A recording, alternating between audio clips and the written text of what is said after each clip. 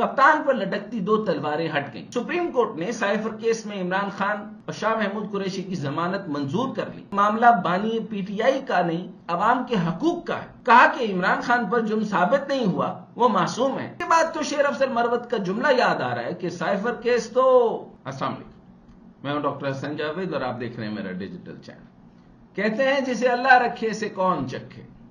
آج میں نے بہت سے منہ لٹکے ہوئے دیکھے۔ نون لیگ کے اندر سے خبر آئی ہے کہ میاں صاحب کو آج کی بڑی خبر نہیں پہنچائی گئی، بلکہ ان کے ڈرائنگ روم میں ٹی وی ہی بند کر دیا گیا تھا۔ شاید کیبل کا مسئلہ ہے کہ کہیں اچانک خبر سن کے میاں صاحب کے پھر سے پلیٹلیٹ سینہ گر جائیں۔ اور خبر ہے کہ مریم نواز اور شہباز شریف بھی خاموشی اختیار کیے ہوئے ہیں، یعنی انہیں سب تدبیریں الٹی پڑتی نظر آ رہی ہیں۔ کچھ نام نہاد صحافی جو عمران خان کے خلاف ہر عدالتی کارروائی پر ٹویٹ اور تبصرہ کرنے میں دیر نہیں لگاتے تھے، آج جیسے انہیں سانپ سونگھ گیا۔ معاملہ ہی کچھ ایسا ہو گیا۔ سپریم کورٹ نے سائفر کیس میں عمران خان اور شاہ محمود قریشی کی ضمانت منظور کر لی۔ یہ خبر تو آپ نے سن لی ہوگی۔ اس کے بعد تو شیر افضل مروت کا جملہ یاد آ رہا ہے کہ سائفر کیس تو...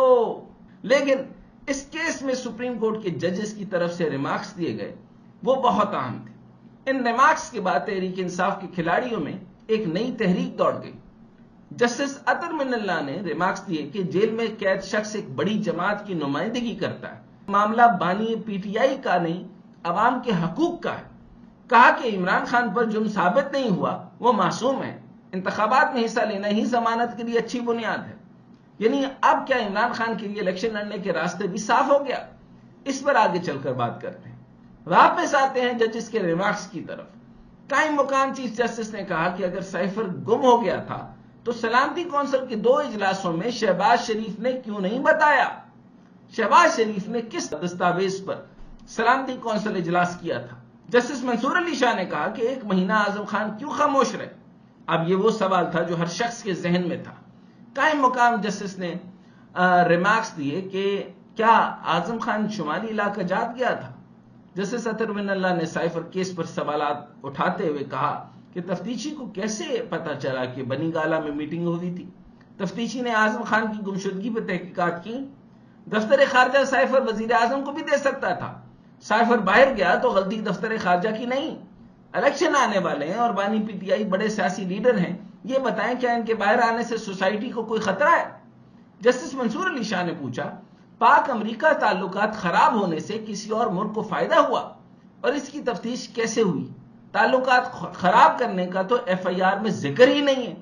جسٹس اطہر من اللہ نے کہا کہ کیا وزرائے اعظم کو وقت سے پہلے باہر نکالنے سے ملک کی جگ ہسائی نہیں ہوتی؟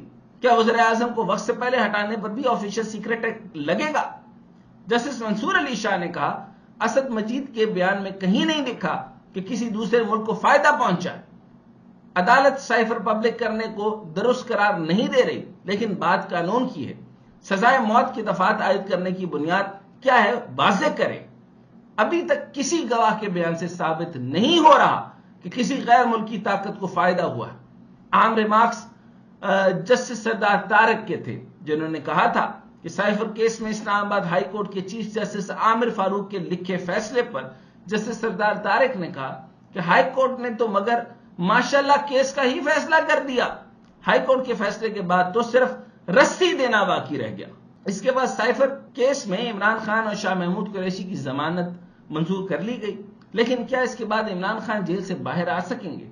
کپتان پر لٹکتی 2 تلواریں ہٹ گئیں، مگر 2 تلواریں ابھی باقی ہیں۔ یعنی عمران خان ابھی 2 مزید کیسز، توشہ خانہ کیس اور 190 ملین پاؤنڈ کے کیس میں گرفتاری پہلے ہی ڈالی جا چکی ہے۔ اس میں ایک توشہ خانہ کا کیس ہے جو عمران خان کے خلاف احتساب عدالت میں دائر کیا گیا ہے، جو دوسرا 190 ملین پاؤنڈ کا کیس ہے۔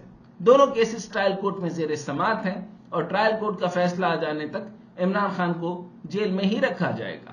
اور دیکھنا یہ ہے کہ اس ضمانت سے کیا حکومت کے اندر کھچڑی پک رہی ہے، ان کے اندر کیا بھونچال ڈلتا ہے، کیونکہ 2 کیسز بھی جو ہے وہ تقریباً انشاءاللہ بریت کی طرف نظر آ رہے ہیں، اور عدالت اور عدلیہ کے ساتھ جو رجحان نظر آ رہا ہے اس میں یہ ہے کہ وہ لوگ عدالت کو بے توقیر ہونے نہیں دیں گے۔